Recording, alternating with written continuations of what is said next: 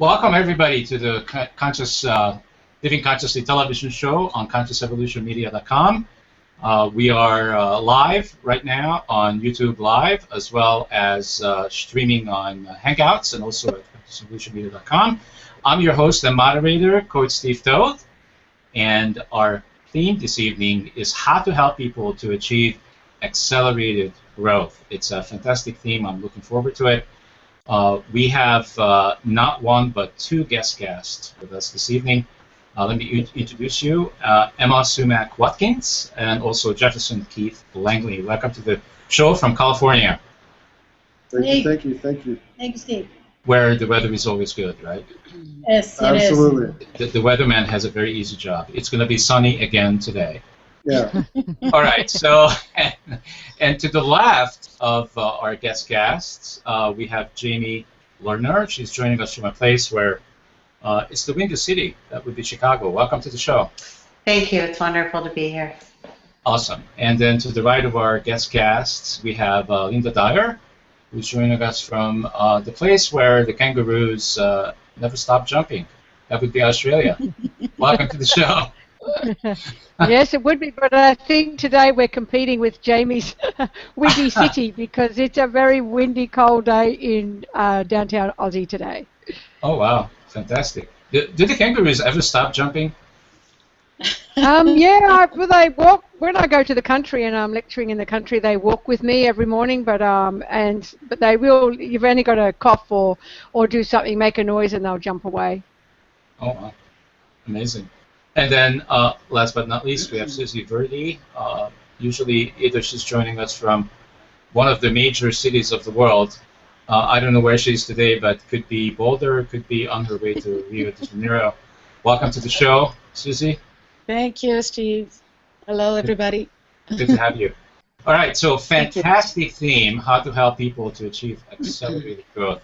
Well, who wouldn't be interested in accelerated growth? That's right.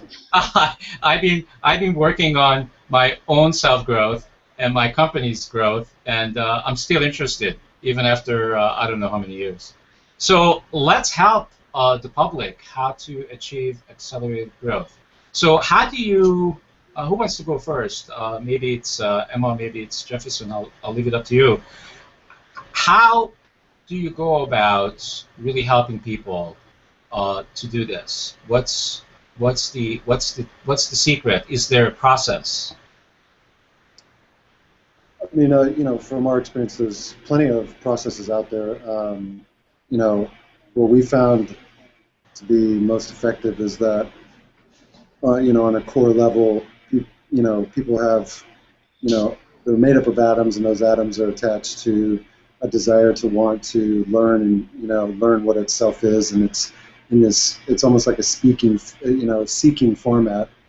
And so what we found is that in dissecting what the lessons are and being able to, kind of peel the onion apart, you can get down to the nitty-gritty about what really is going on and where the people are looking to really expand themselves on a more elaborate level. That's kind of the nutshell of what we do, and what we found has been the most effective is that, we as humans, we go through all these life experiences, physical experiences, to collect the data. We want the data of the life experience, and we found that there's other ways to get the data without having to go through physical experiences, so you can actually, trim out the amount of time that it would take to learn a particular subject or to make a particular step happen.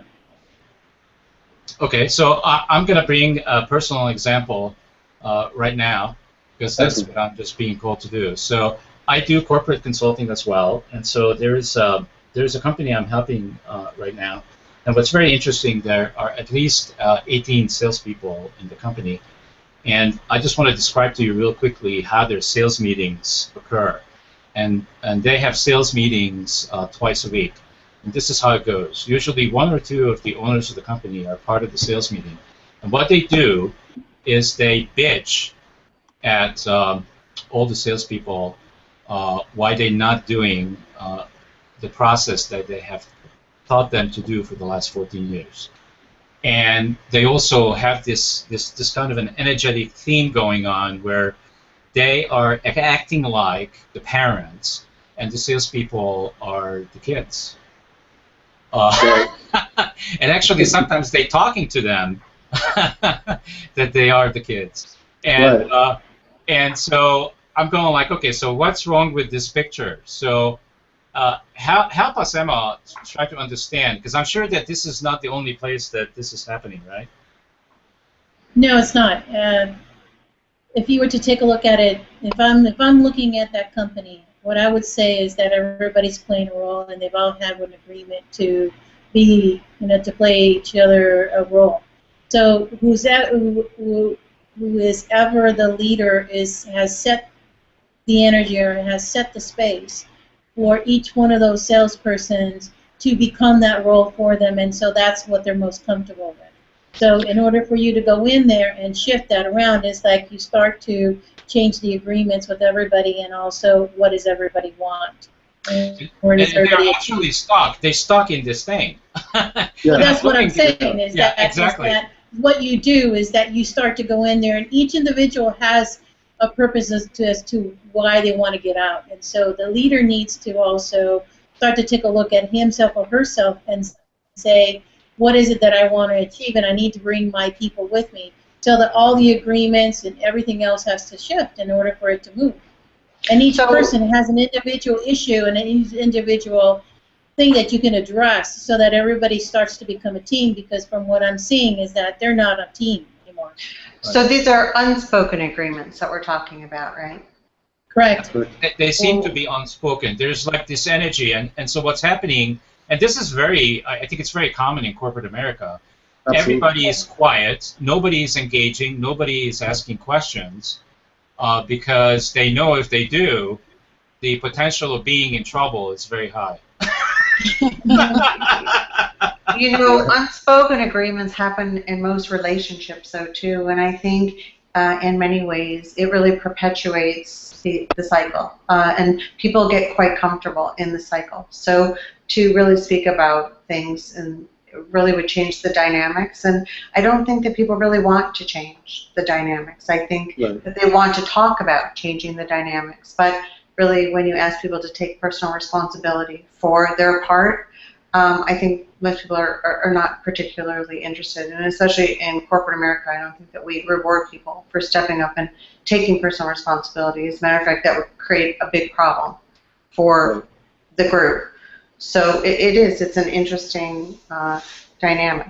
So the way I normally would go, let me know what you think about this. The way I would normally go about this is I would say, and I haven't gotten there yet because I'm still feeling my way around, but what I would say is, hey, everybody, there is an elephant in this room, and until we talk about who's the elephant, what's the elephant, we can't do anything else.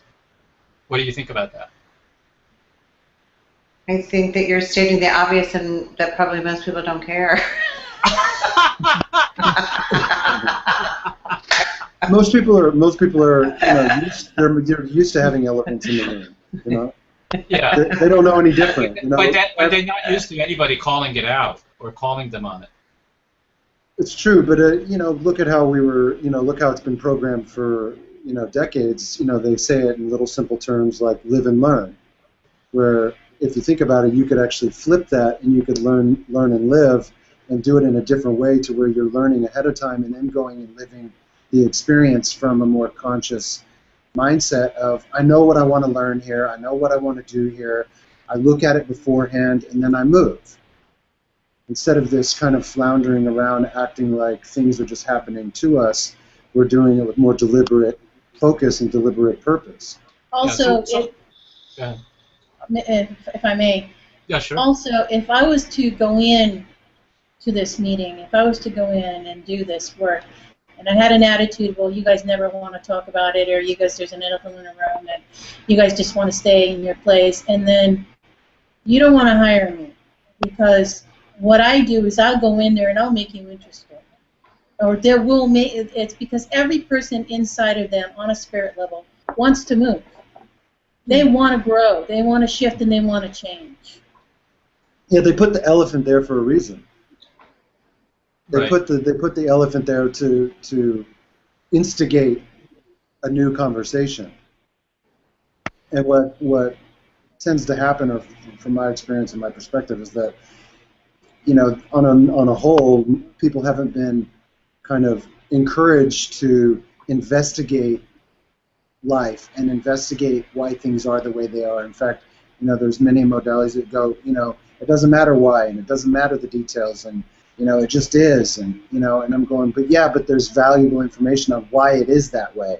But wait a minute. Now, I'm not understanding you. So maybe help me understand it better. So, I feel that the reason why the elephant is there, and we don't have to talk about this company. We can talk about families. We can talk about the families. Whatever. Yeah, so the elephant is there to keep things status quo, keep it the way it always has been, and that guarantees that it always will be that way, and we will be all comfortable, and we don't have to talk about what's not comfortable.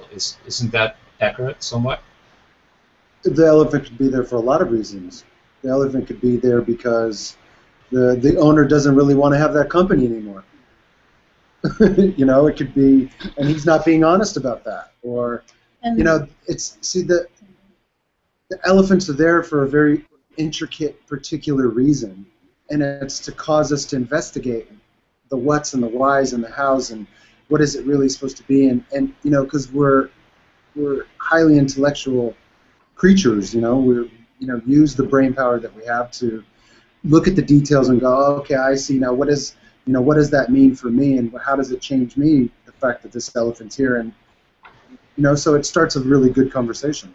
Also, too, elephants in families. Let's just say, let's go to a family. Yeah. Elephants can be passed on generically. Okay.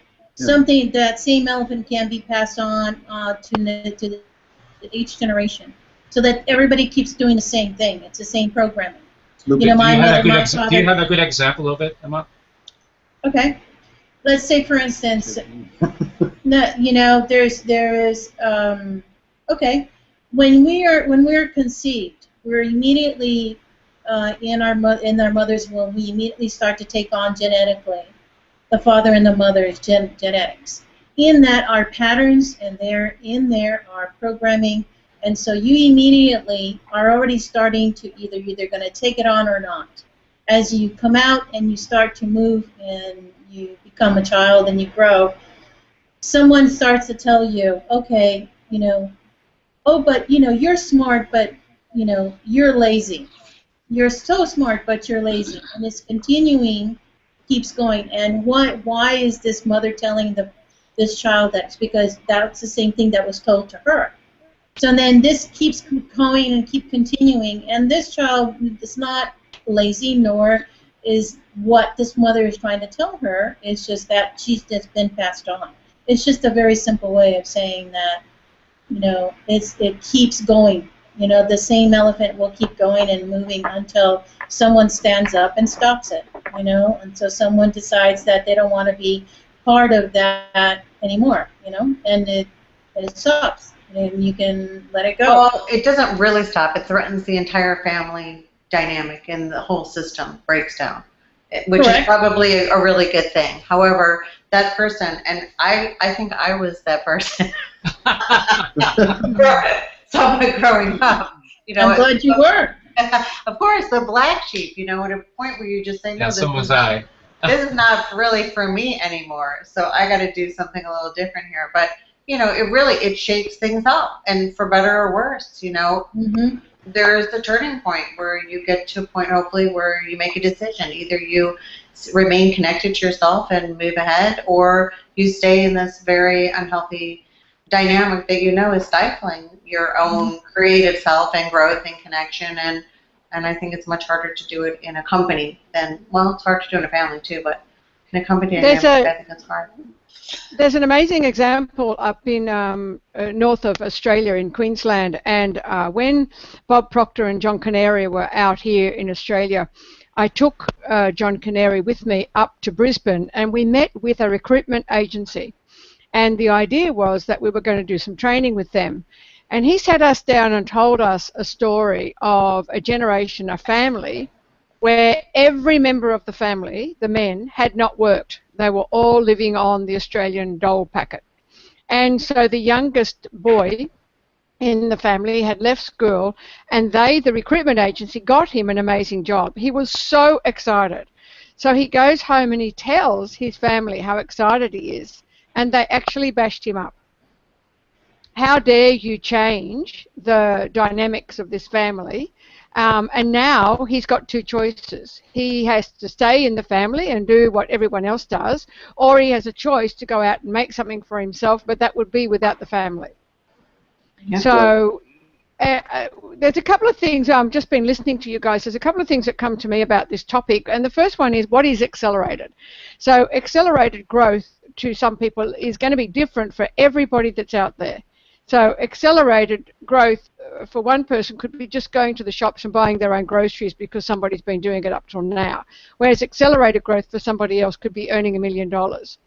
So that was one thing, that it's going to be different for everyone out there as to what they term accelerated and what that programming is that you were talking about, Emma, is in their subconscious.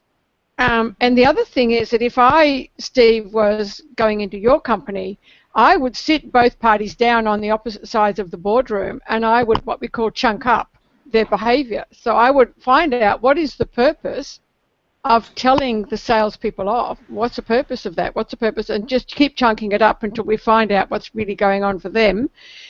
And it may be what Jefferson said, is that they don't want to work there anymore and they want the salespeople to improve the sales without their effort. Or, and then chunk up the salespeople. You know, what is the purpose of not succeeding? And it could be very relevant, because when I was in overseas in Europe, I found out. It's not that they're not succeeding. I want to make sure you understand that. It's not that they're not succeeding. It's that they want, management wants what we're talking about. They want accelerated growth, meaning they want to make more money, and they're trying to motivate the salespeople to do more. It's not that they don't have any salespeople there that are not successful. They get rid of them really fast. That was not the point I was trying to get across. So I apologize. But all this growth requires personal responsibility. Like, nobody can grow at all unless they take some responsibility with their own part in anything. So how do we start to get people engaged in that? Because I think that's like super important. Right. It reminds me a lot of family constellations, what we're talking about, the sense of everything exists in a systematic way. Either we are talking about a family or a company, or even like ourselves tonight, we're creating a system. And there are four sorts of ways in which we are projecting ourselves according to our levels of consciousness. So if it is like, perhaps say, if me, because I'm speaking last, if I had a level of consciousness related to rejection, or that I don't have anything important to say, I could relate this opportunity to speak last as I don't really get heard, or people never hear what I have to say. And so I think when we get together as a group, we're all projecting what it is that we are carrying in terms of our personal beliefs, and we are creating a collective belief. And so perhaps this collective belief is or isn't in alignment with what it is that the company wants to achieve. And I think that's when the problem starts. How is it that we can align the collective belief within all individuals' beliefs that comprehend the collective belief towards a sense of success of that company? So does that make sense? It's interesting how, in a way, perhaps the problem starts when the beliefs are not aligned, when the groups are, perhaps the individuals are thinking not in alignment towards a common goal because of their own personal beliefs. And then that's why it's so important to get groups together and to get them go inside of themselves, individuals, and really have a feeling of where are we going from here? What is it that I truly believe? Why is it that I'm here? And what is it that the company wants from me? Maybe it's money, and I'm not willing to do it just for money. I want some other type of recognition other than just producing money to the company. So when we're talking about consciousness, this becomes almost like such a richer field for exploration. I really think that we need to be connected to ourselves before we can participate in any group, anything. And I think part of that connection comes from acknowledging of our own personal responsibility for everything. And so I just think we have to start there with the self, and then... It's just that the system doesn't promote that kind of connection. But hang on for a second. So are we saying, maybe I'm hearing something in between.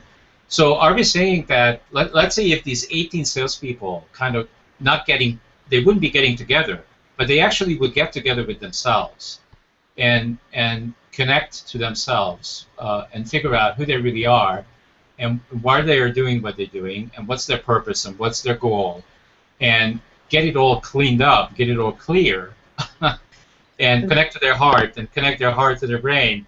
If they do all that, do you think, if all 18 of them, let's say just hypothetically did that, do you feel that this whole interaction as a team would change automatically? Absolutely. It would change. Absolutely. Yeah. Mm-hmm. Absolutely. So it isn't necessarily that I need to take the two owners and convince them of anything. I could take a different, and I don't know how you guys work. I'm speaking about Emma and Jefferson. But I could take each individual person and work with them one-to-one and get them go through that work, is to connect to themselves, become awake, connect themselves to their highest self, ask these questions. Why am I here? What am I supposed to do? You know, all these basics that I know they are simple questions, but most of humanity, we're still having some challenges here, right? Well, this is the inner work, the inner conversation that most of us avoid our whole lives. So most people people do anything to avoid it, including go to work to avoid this simple conversation. So, you know, people would much rather go to work and not have this conversation with themselves than to have the opportunity to have. Yeah. So this is for Emma and Jefferson. So how do you guys get to this with your clients or people that you work with? Because if you're talking about achieving accelerated growth, I know, just knowing what I know, is that you have to get to this sooner or later, probably sooner. Mm-hmm. Right. Right off the bat. Yeah, right off the bat. I mean, you know, look, inside of us there's grids, right? There's energetic platforms, you know, for lack of a better term, like the irrigation of underneath a house. And through those grids and through those wirings are flowing energy. You know, we all know that. And that energy is resonating off of us, and it's projecting our realities every moment of every day. Now, we can deal with beliefs and can deal with thoughts and all that stuff, but at the end of the day, those are just forms of measure. They're just things to let us know where we are with the subject. And so that we can see, am I resonating in a positive way or am I resonating in a negative way? Because what are the thoughts about it? They're forms of measure. What it's there to do is to tell us what types of energies are flowing through my space. And those types of energies are manifesting the moments through our days. This physical reflection we live in is here to tell us where we're at every moment. And so what we do is we help get them focused on, you know, what types of energies do you have? What are those attached to? Where do they come from? And in pulling those out and restructuring what they're made up of, it automatically comes out. So you're basically helping them to rewire their own brain, right? Their own brain, their own inner working systems that makes up who they are. You know, in science it's called looping, right? So they're looping, you know, constantly, and then other people are looping, and those loops are crossing, and it's, you know, it's to be able to go, now why do you think you're looping like that, and what is it in you that's causing you to loop, so to speak, in that way? What we also do is that we teach people how to fish. We don't just tell them and do for them. We actually give, you know, help them with their own awareness, you know, right. Getting in touch with themselves, with their if they want to go into higher self. Some people, it's just, I just want to make things better. I want to move things.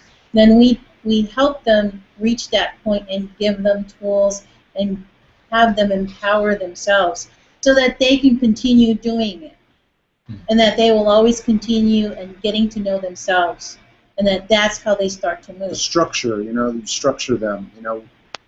It's a quick example. A client who is an intelligence officer for the Department of Defense for 18 years. He won awards for part of the Middle East Joint Chiefs of Staff, and he's starting a firm that he's taking up to Silicon Valley, and he was very frustrated, not understanding why a guy that achieved and went to Columbia and was on a an 8-member team for the SOCOM and all these different high-level government facilities.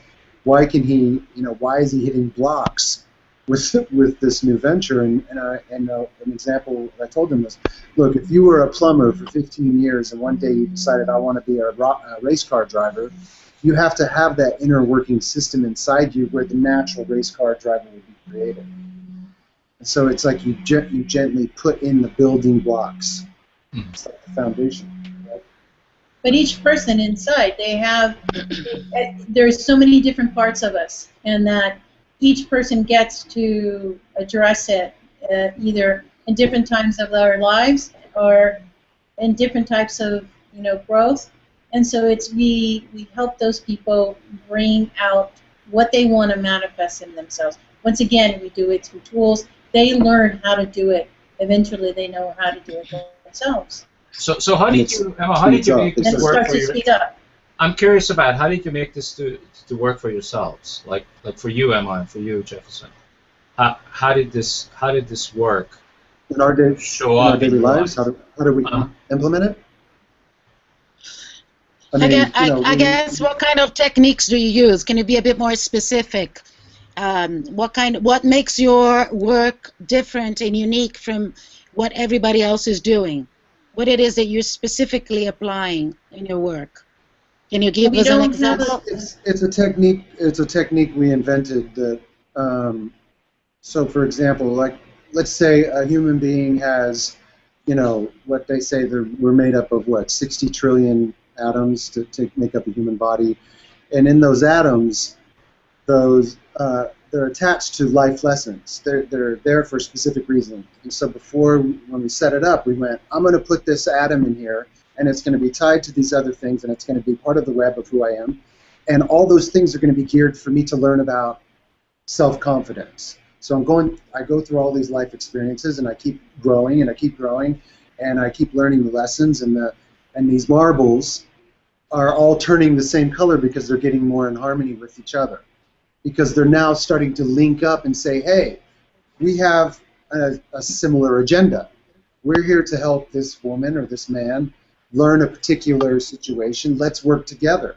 And so you start to coerce them into working in this more systematic frame of mind together. And then where we took it even further, we went, well, what if we could make them, and we do, learn the lessons that those atoms are trying to teach so that you don't have to go through the physical experience of having to go, okay, I know if I stub my toe, it hurts. Let me do it again to make sure. Yep, it hurts. Okay, I'll do it again. Yep, it hurts. Yep, and that's why people go, why do I keep doing the same thing? Because the key is the lesson. And you can take people and you can get them to learn the lesson beforehand. So we're talking about like a repetition compulsion that someone would have. That then you on an energetic level. Right, so you would break that cycle so that, in fact, they don't need to do that anymore because they understand that it doesn't serve them. So that you... And what it did serve. You validate them for what it served, and you can do it before they even go through that physical experience. That's great. So we go, look, I see you're going down a road where you're going to learn this lesson, this lesson, this lesson, this lesson. Mm-hmm. Now you don't know, now you don't need to go through that stuff because now you already have the information. So now... Right. So what we did was invented a technique to shave off time. Excellent. What is that called? Well, the name of the company is called Architectronics. No, is there a name for that technique? It's just what we do. No. We didn't name it. But that's why when we say accelerated, it is. We're literally shaving off life experience. That's awesome. you jump from here to here. Awesome. And how was it conceived? How was it conceived? It was through lots of different experiences. I mean, I have a background of about almost 25 years of, Different modalities. Different modalities, going to almost 7 years of becoming, I was going to an institute, to a mystery school, to, being a channel, to working with people. It's just a lot of life experience. And then also... And prodding, poking at it and going, oh, it's interesting, when I touch it, it goes, and it does a certain thing. Okay, I see. And then you modify it. And it's a combination of many things. It's energy work, it's multidimensional, physics. It's working on a foundational level. Mm-hmm. And it's basic spirit to spirit. It's people skill. It's everything all put together. And both of our experiences, it creates what we do. We say hello to people. When I say hello to people, I mean I say hello to you on a spirit level. When I work with you, I'm working with you on a spirit level, on your higher self, so to speak. And it's, people must really want that. When they get a taste of that, they must really want that, because that sounds really Of course, because they're in charge. That's a very good point. That's a very good statement, Jamie, because the majority of the people in the world right now have never, or I would say, have never had a hello as a spirit. Like me saying hello to you as a spirit. Your truth and saying, this is what you are, here. This is what you're doing. You're here, you're here on earth, you matter. It's validation. That's really nice.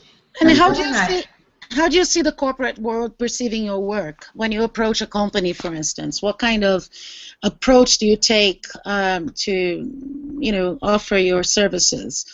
Does the corporate world would understand necessarily the language that we're talking about? Absolutely. Because what's interesting is what we've found in working with those type of people is that the owners, the CEOs, these people who started it from nothing, when you look at the grand scale of all people who are super successful and they've started something from the ground up and they've made it become something huge, from Xerox to, Apple, all these things, they have one common denominator. They all know themselves really well based on whatever journeys they went through. They do know who they are, and they know why they're here, and they know why they're doing it. And what we wanted to do, and so when we approach the corporate world, so to speak, the owners absolutely get it, because they go, and they'll put it in their own terms. They go, so you're talking about if I'm creating my own reality, then my employees are going to be the employees I think they are. They're not going to be who they are. They're going to be based on what I'm requesting from inside. So then I got to really get in charge with what's inside before I even deal with the human beings.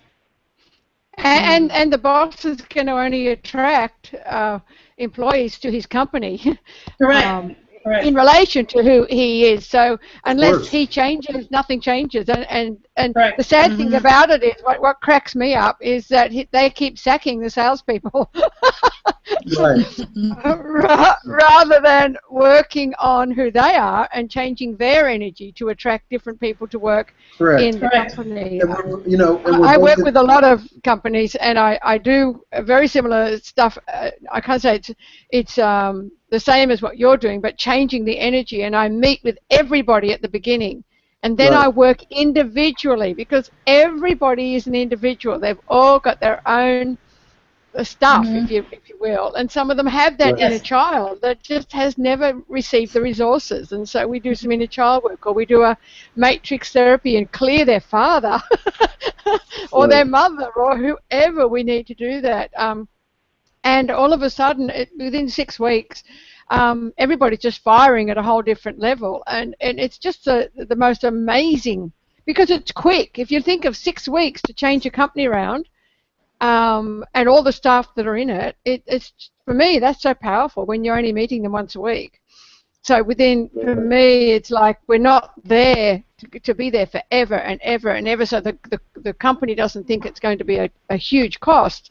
It's in fact so quick that we can change the energy in ourselves and teach them how to change their own energy and have that energy for acceleration, they can feel it. The excitement is just, I don't know. I leave there thinking, God, I love my job.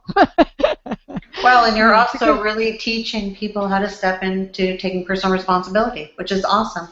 That's exactly what it is, Jamie, and that's a tough gig for most people. Being at cause for their own world is a huge gig. Yeah. But that's the only way we're ever going to move forward. It's about, when everything happens in your world, saying, oh my gosh, what was I thinking before that happened? Or what was I doing next? Or, how did I get that sore hip? Or how did I, what on earth was going on for me to attract that? Or why was that lady angry yesterday? Well, I must have attracted that. So what was I doing? But did I go in with an angry mood? It's amazing. And hopefully it's through heart connection and not ego. And there is a big difference. Yeah, so. Absolutely. So, Emma Jefferson, do you have like a view for how it is that you'd like your work to expand in the world? Do you have like a bigger vision of how it is that what you conceived together can benefit the whole humanity, shall we say, beyond even corporations? Have you ever thought of how it is that you'd like that to expand? Well, it's one of the things why we wanted to come on here is that, and we wanted to start off with the energy of validation, is that we wanted to tell everybody who are watching this that everything that you're doing in order to do your self-growth is, I want to validate you for that, because if it's reading a book, a self-help book, or going to it's working. To a seminar, or I'm meeting somebody, I'm getting a Reiki healing, I'm getting a massage, I just want to improve, I want to move, I'm helping someone in my community, I'm helping the food bank, I want to validate you, okay? I want to validate all of this, because everybody keeps wanting to talk about all the things that are wrong in this world. But if you start to really look around, you will see that people really do want to have awareness. Mm. They really do. They really want to shift and change. They want something better in their lives. And they all achieve it in different ways, be it through religion, or be it through certain, going on a retreat, or whatever that is. I say you're doing a great job. And I'd like to focus on that. And once you pay attention to something, it starts to grow. Mm. Mm-hmm. And that's sort of a movement that I think all of us, everyone on this panel is doing. Do you think you could? I was wondering if you could offer us perhaps a little sample of what it is that you teach people on an initial basis on how to connect to that source of universal wisdom that connects us all. Mm-hmm. So, like for our audience, what would you, if you had to perhaps give us like a little sample, what would it be? Okay, practical sample. Well, would anybody like to volunteer? Any one of you? I'm always game. Yep. I'm the guinea pig of the network. Okay, awesome. So, Steve, you want to go? Okay, so what is it am I going for? I lost something in the translation. She was wanting to see what kind of, for us to give an example so that people could understand the intricacies of it and how it works and how does it play out. And you volunteered, Steve. You're there already. Okay, so help me. What have I really volunteered for? Because right now I am lost as lost can be. Imagine that, admitting that on the network. Does he need to give a theme? Does he need to come up with a theme or a subject that he would like more awareness on? Well, look. You can take that right there where he said, "I'm lost." That's the energy platform in his space that's saying that. That means that inside him there's energy flowing that's saying that on a 24/7 basis. He's just not aware of it, and it just spoke out through him. That's not. Steve's very connected. He's very straight. He's not lost. He's very coherent. And he's very focused. But I was lost about what I was supposed to do. So, so maybe let's go here. Okay. Mercury's retrograde. Mercury's retrograde. It's okay. Yeah, whatever. Right. Whatever is happening is perfect because it's happening. So, Right. so I was going to ask you. We talked about it earlier about what is really accelerated growth. And so for Right. me, what comes to me about that is it's not necessarily some big stuff, because the big stuff we can all see. It's, for me, it's usually some little adjustment here and there. It's almost like when you go to your mechanic because your car is not running right. It's not like you're going to change the entire engine. You're not going to change the entire human being. There's some small adjustments that we make here and there, and all of a sudden there is accelerated growth. Right. That's what I got to say. Yes. I just said It's it. true. Yes. But it could be all inclusive. It could be a bunch of small things that equal a big impact. Yeah, as exactly. well. Sure, it could be a bunch of small things. Yes, absolutely. Yeah. Like a drop in the water. Yeah, like the ripple effect. You know. Do that for me right now. I'm ready to take off. There you go. So I guess where you're trying to go before is you would have a conversation with someone and you would try to tune in to a level of consciousness that the person is mostly abiding and start working with that. Is that where you're trying to go? It's yeah. I mean, well, it's Everyone is different. everyone's different, but it's Yeah. it's To each person, I mean, but you're feeling the it's person tailor-made. and Yeah. you would we concentrate get a on sense that. of them. We get a sense of them. We both use all the tools we have, and it's all inclusive, thorough approach where we work on subliminal levels, then we go to the top, and then we'll go on other levels, and we can find the pictures that everybody has in our fields that are attached to those memories. See, these pictures they're speaking the frequencies out of us all the time. If I was hit by a baseball bat over the head, I have that picture somewhere in my space, and it's affecting me somehow, and it's affecting my reality until I heal it, until I deal with it. So you're talking about there's foreign objects. and differentiating from the now, and which is important. So is that really about now, or is that about some other time and place? And I think most of us do not really operate in our now. We're operating from some other time and space that we're unaware of, thinking it's our now. So to check in with that, and sometimes it's really helpful for people. Right, but I mean, innately, we're built up of things that are natural investigators. They seek, it seeks knowledge, it seeks details, it seeks why I do things, the way I do things, and learning about itself. And rather than shying away from that, what we encourage is everybody to go towards that, and you'll find out much more details underneath on the subterranean levels. There's so much more going on in us that we're even comprehending. And we came in as kind of these master investigators, these master puzzle makers, and we came in to show our skill of how well we can put the puzzle together. Also, to simplify, and other ways of simplifying it is, like, for instance, we help you bring out your true self. Mm-hmm. Your script. Your true self that you came Beyond in. all scripts. Beyond the scripts, yes.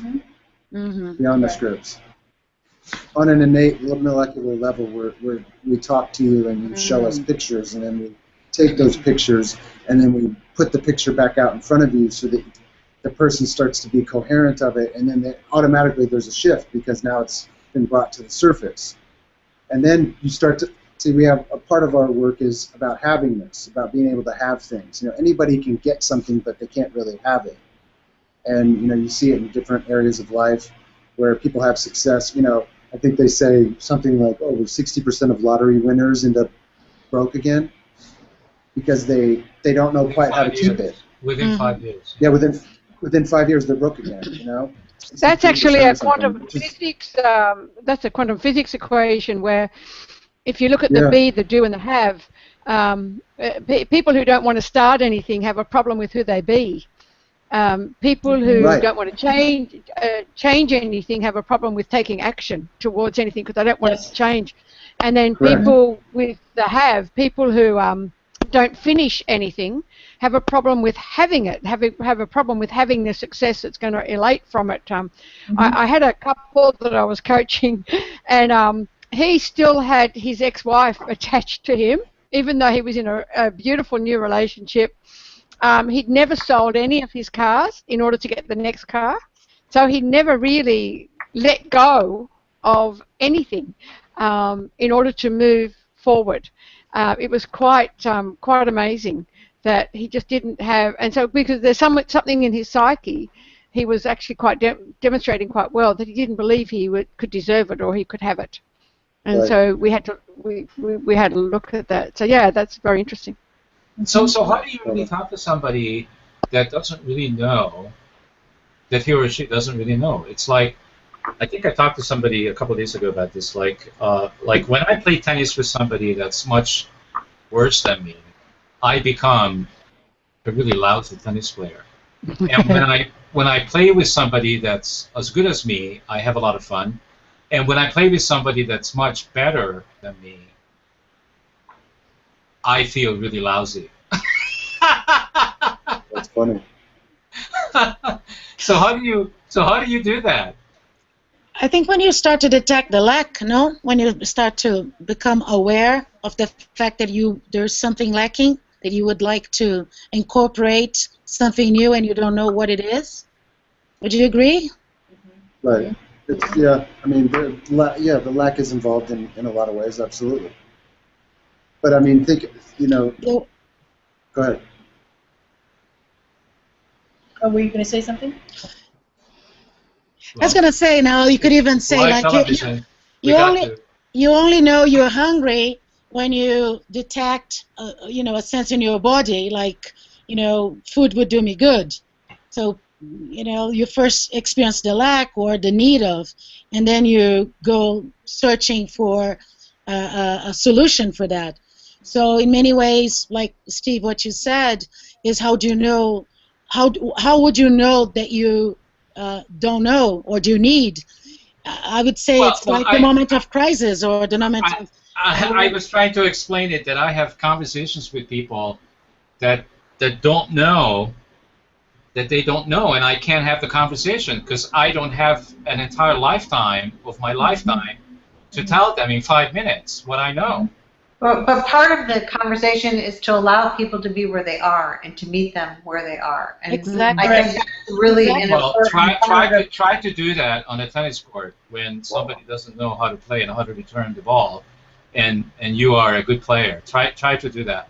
Well, I think you make a choice about who you're going to be playing tennis with or any other sport that requires that kind of interaction. However, if you are, clearly you become aware that that person is where they are, and you aren't going to change that.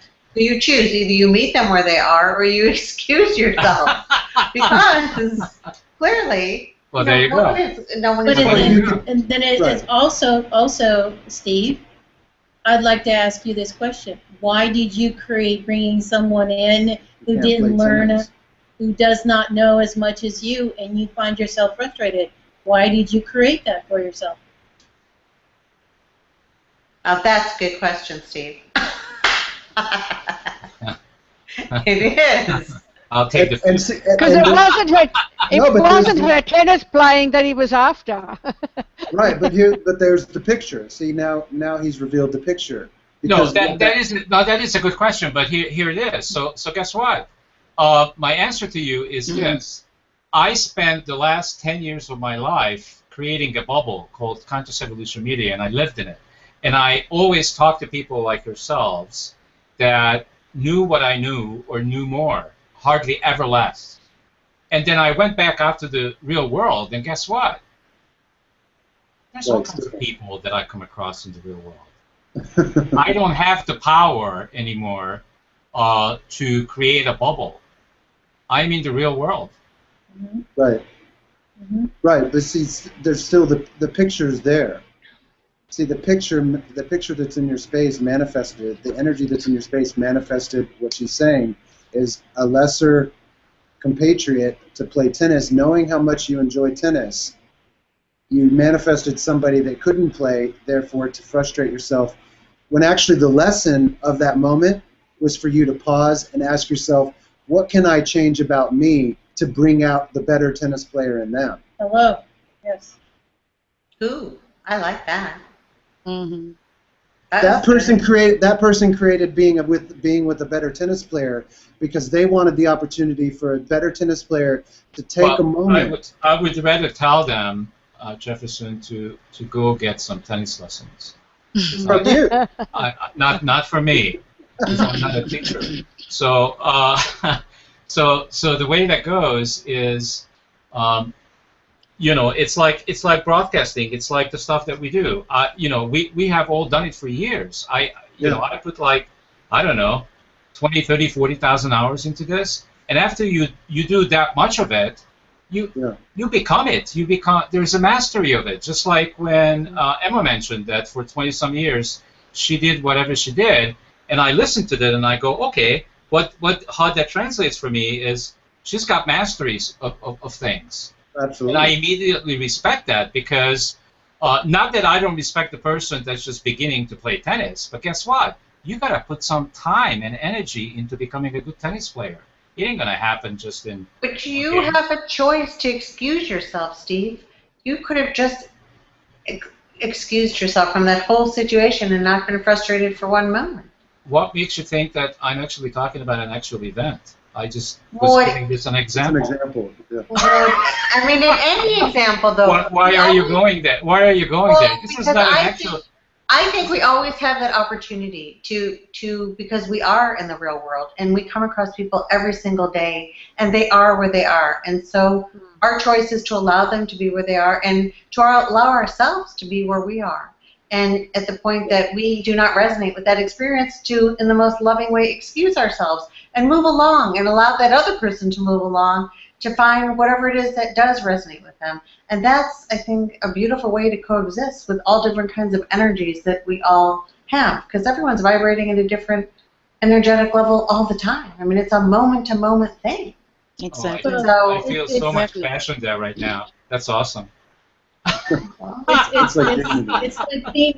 It's acceptance. Acceptance of the world around you and giving the dignity of allowing that person to be where they're at, And I didn't mean to say at all that he or she is less than me because I play better. Oh no, but it's also for them, it's okay for you to accept this. Now, do you have a problem with accepting yourself being where you're at? If you're not able to accept that other person, why are you not able to accept yourself?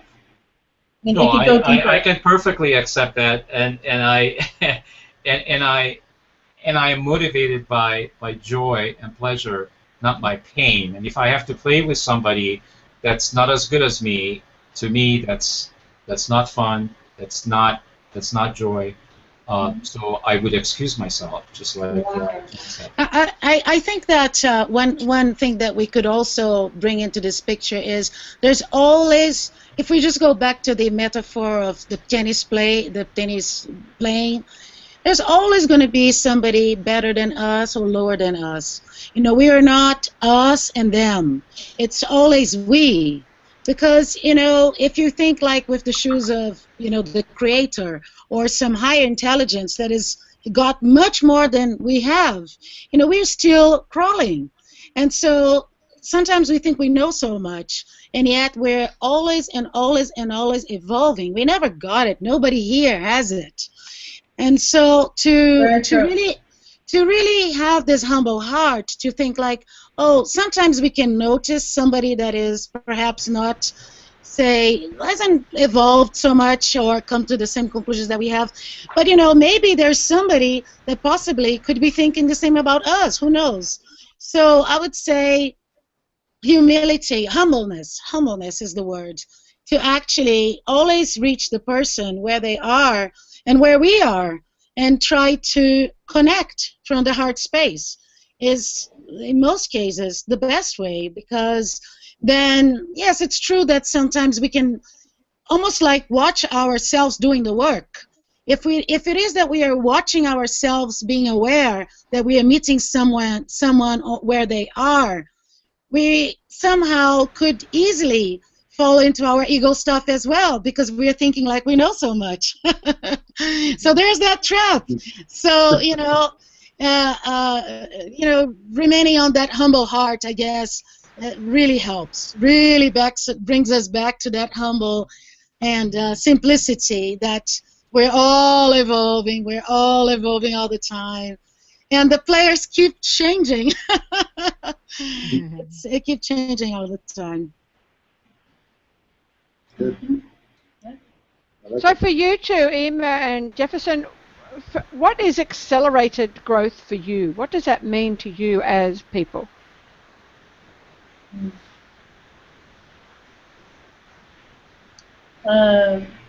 For me, it's interesting because I have several things that I'd like to. It's a combination. It's a combination of spirituality and a combination of living as a human being in this world in the third dimension. And it's combining all of that and being able to do it, at my best. And that means taking steps and making things for me a lot more with a lot of more ease and grace. And that's for me. And part of what we do is to let people know that you can combine your spirituality and your everyday living of being a human in the third dimension. You can still combine and you can still create ease and joy and laughter and happy, and you can find that happy spot for yourself.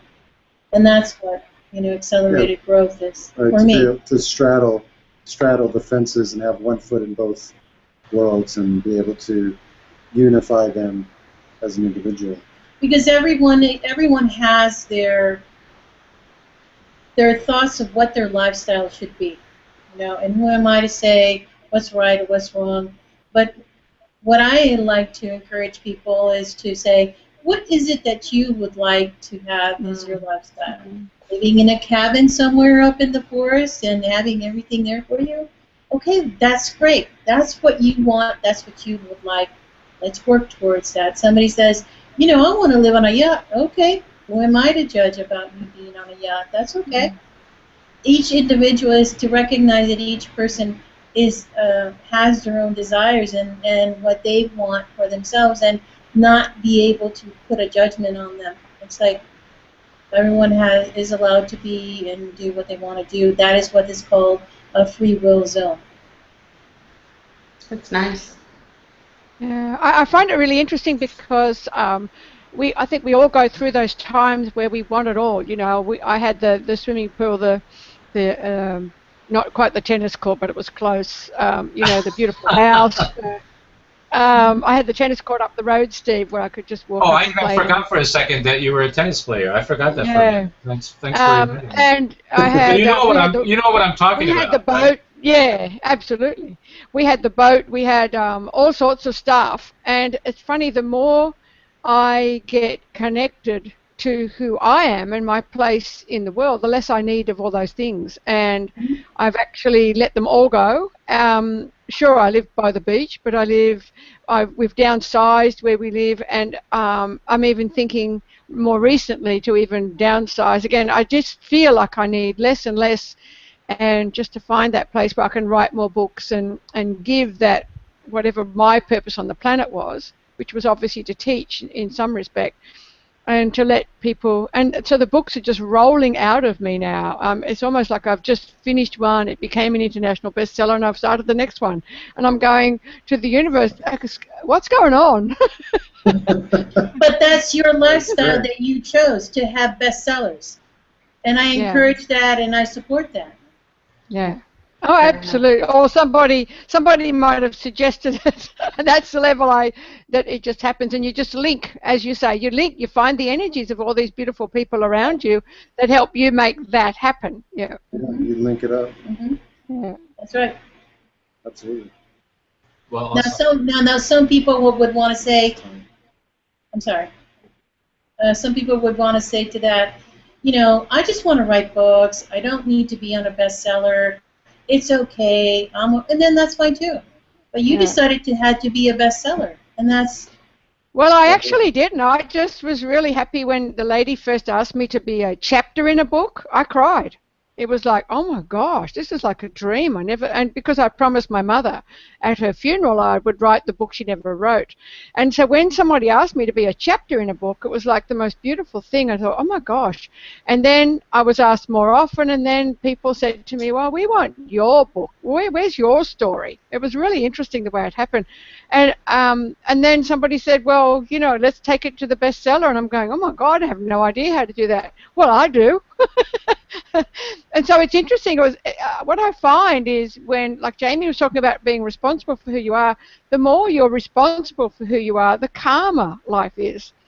And you can become that bestseller or not. I'm not attached to that. It's just interesting that it's an expectation now, I guess, simply because it's achievable. It's so achievable when you've got the right team around you to take your words and help people and to assist them. Congratulations. That's awesome. So do you know how many people have told me throughout my life that I need to write my story?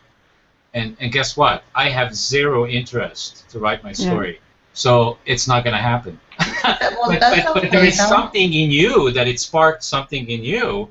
And I'm perfectly okay with that it's not going to happen. I don't want to write a book. I don't care. I want to be on television. I want to be in radio. I want to talk. You know, that's what I enjoy. I don't enjoy writing. But it sparks something in you, and that's what you're talking about, right? Yeah, and that's where when you talk about accelerated growth, like at the beginning of this year, I didn't feel after writing that big one last year that took me a whole year. I was absolutely exhausted. And I didn't think anything was going to happen for a while. And all of a sudden, the urge comes again, and off we go. And now it's already finished and out there. And I'm thinking, oh, my gosh, that was so quick. And, again, I wasn't attached to who was in the book. I invited these beautiful people who have the most amazing amount of knowledge. They joined me, and all of a sudden we have a book now that people are loving. So it's just, I think what I'm trying to say, though, is it's, for somebody else, that's not accelerated. For me, that was accelerated growth this year because I wasn't expecting it at that. And yet it happened anyway. So, and now it's like, okay, this book will be out by February rather than next August. So it's like, okay, you're on a roll. You know, the universe is telling you to get your information out. Am I going to go early? Who cares? It's just there's a need. I'm feeling a need to write. That's great. So guess what, folks? The contest hour is almost over, but before we close out the show, there's something that's calling me to ask you this, both Emma and Jefferson. There was a couple of places in the show where you showed up for me a better tennis player than me, and my head is still spinning. So I'm asking for some clarification regarding the stuff that when you were talking about, people don't have to go through the pain of the journey. It's optional. Like people don't have to keep doing this and that. So something just happened earlier today with me, and I got to bring this personal example in again. Is I have an excellent dentist, and the dentist went through a divorce a few years ago, and he hasn't gotten over it yet. So what has happened is he kept gaining weight and weight and weight, and he's probably, the last time I saw him, which was probably just a month ago, he probably was close to 400 pounds. And I tried to enroll him into a program that I was in that helped me to lose a lot of weight, and he wasn't interested at all. He actually ignored it. And I just let it be because I figured, well, when people are not open, there's nothing I can do. And I just called today because I needed to change my dental appointment. He just had a stroke. And he's in the hospital. And it's very possible that he will not be able to practice dentistry for the rest of his life because his entire right side is not moving. So the reason I brought this personal example up, because my heart goes out to him, but it's like it's like I heard this story so many times that people have this request and requirement of the universe that they need to be hit by a 2x4 in order to finally pay attention. And I feel that that's what's happening with my dentist. He's just got a huge 2x4 because he's probably laying in bed right now and going like, oh my God, what has just happened to me? And he's probably made promises. I am just guessing here that he probably made promises that as soon as I get out of here, I will take control of my weight. I will do this and this and this. Do you know what I'm talking about? Mm-hmm. So what I am encouraged about, that you said a few things and you didn't say enough for me to understand. But I want the viewers and I want me to understand. Can you be a little bit more specific and be more simple? Because I think some of the words you use and the way you put your words together, it's over my head, dude. So please, can you be a little bit more simple explaining what's possible for people, you know, if they work with you, to be able to not have to go through these physical, painful experiences to learn the lessons and achieve accelerated growth? That's the question. Final question. That's the final question. There you go. I mean, you know, once again, in a nutshell, we've been taught that everything is driven by the physical experience, and that's where you gain knowledge. You gain knowledge from this, you know, getting hit by a 2x4. That's how you really learn. And that's not how we really learn. That's how they learned and just passed it on. Okay. And we have an opportunity right now, as Ema was saying, and everyone's doing it at their levels and their way of doing it. We have an opportunity right now, in present time, to step forward and take seniority or authority of our lives and learn in a different way. You know? Very, very good. So far, really good. So See you. Great. A few more. Yeah, so to learn in a different way would be look at your life, use the innate gifts that you have to see things and to feel things and to understand, and before you go and live your life, before you go and dictate, you know, what you're going to go do and what you're going to write and what you're going to execute. Look at it. You have all these innate systems and techniques and skills available to you as a person. You know, we see for a reason. You know, look down the road, have conversations, discover it beforehand. The long view. So we could actually predict, what you're saying is we can predict trouble coming up before it even happens. Absolutely. You can predict trouble. You can predict good things. You can bring things that are good closer ahead of time. I'm just really getting connected to this. I mean, I'm getting the goosebumps now. It took me the entire you can look at things and go, hey, to get here. There's a guy there, and I get a good feeling from him. I know there's going to be good things between me and him. I'm going to look at it beforehand so that when I go and meet him and this thing happens, it's actually quicker and it's easier, which means faster, because where there's no resistance, things moves quicker, right? Yeah. Because we've looked at it, because we've made it our own ahead of time.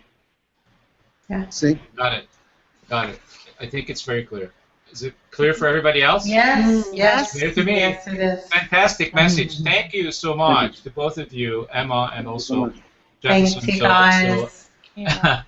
Thanks, everybody. Thanks, Amy. Thank Thanks, everyone. Guys are awesome. Thank you so much for being on the network, and for everybody else out there, if anything that you have said, Jefferson and Emma throughout the show, and any of the cast or myself, that touched, moved, and inspired you, please continue to watch this show and all the other shows that we have on YouTube Live, which is about 2,000. And the more you watch them, the more they come up to the top 10 every month, and if they get to the top 10, they could go to public television. Thank you so much again. Have a wonderful evening. And a beautiful Thank day. you. You guys were outrageous. Bye. Thank you. Bye. I still have goosebumps. Awesome. Bye-bye.